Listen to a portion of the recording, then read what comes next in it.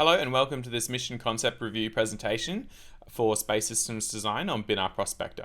Binar Prospector is the Space Science and Technology Center here at Curtin's flagship planetary mission, and the aim is to map the lunar surface magnetometry and also look for these hypothesized micro cold traps to enable the next era of human space exploration. Our team consists of SSTC here at Curtin, CITAIL Australia, and Fugro Spark based in Perth. So the need for this mission is driven from the difference between the current Artemis program and what was done in the past. So in the past, programs like the Apollo program, they brought everything with them that they'd need to accomplish all of the objectives. And that changes with Artemis. With Artemis, the plan is to use the resources that are found in space, and we call this in situ resource utilization, to enable the space exploration. And the plan is to use the moon as a staging point to explore the rest of the solar system. And so if we can find either water or minerals on the moon to either build structures and components out of, and to fuel our rockets and provide drinking water and oxygen, they're the resources we need to enable this future of human space exploration. The difficulty at the moment is that the best hypothesized place for particularly water is in Shackleton Crater in the South Pole, and it's a permanently shadowed crater, but unfortunately it's at around 30 Kelvin and in perpetual darkness. So if we can find other resources on the moon that we could use, the engineering challenge to actually do this ISRU to enable the next stage of human space exploration becomes a lot more manageable. And that's why we're going to the moon to look for these potentially useful minerals and resources.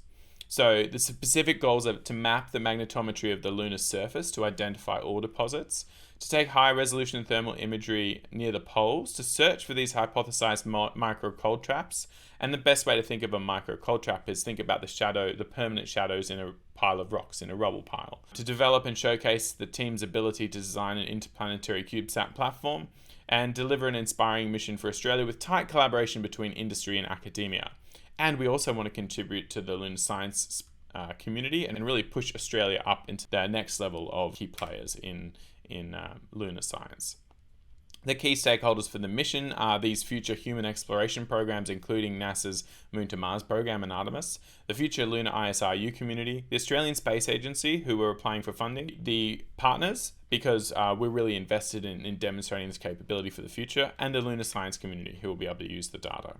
So the proposed concept for the mission are twin 6U lunar CubeSat orbiters, mapping the magnetometry at a low altitude 10 to 30 kilometer orbit with high inclination so we can cover almost the entire moon. Propulsion will be required for orbit maintenance and attitude control, and we'll use deployable solar panels for power generation, and the proposed payloads are 3-axis vector magnetometer and an infrared imaging system. We considered 4 specific concepts, starting with delivery of the orbiters into a translunar injection orbit, like if you launched on SLS, like Artemis 1, but we eliminated this option as the amount of delta V required would mean that the propulsion system would have to be quite large and wouldn't leave enough room for the payloads required to get the mission done.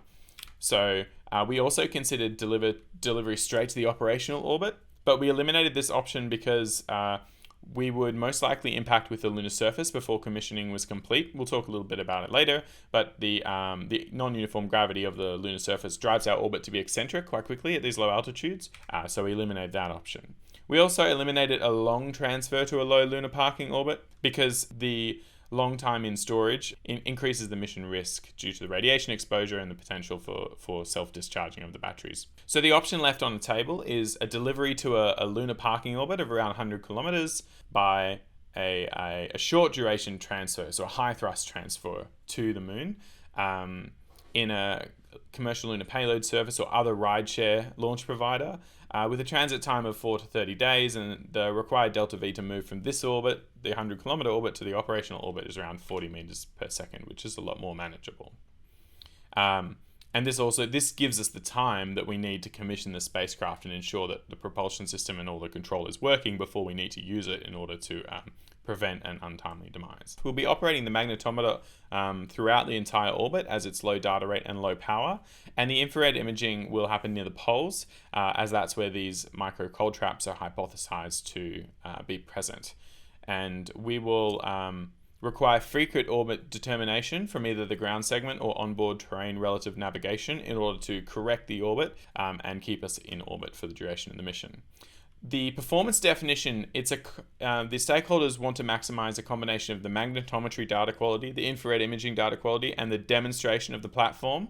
And they want to minimize the mission cost and the time to orbit. The Australian Space Agency is particularly interested in getting the spacecraft under this program on orbit as quickly as possible. The expected key outcomes are highest ever resolution lunar magnetometry data set, thermal infrared observations of the micro cold traps, and develop and demonstration of the Binar planetary spacecraft platform, and also increased prestige for Australia in the space exploration community. The key technical risk is the navigation and orbit maintenance challenges due to that non-uniform gravity that I mentioned earlier. It'll drive the orbit to be eccentric, and we need to correct that before the periapsis gets too low. Thank you very much for watching this quick presentation on the concept for Binar Prospector, and if you have any questions, I'd be happy to answer them.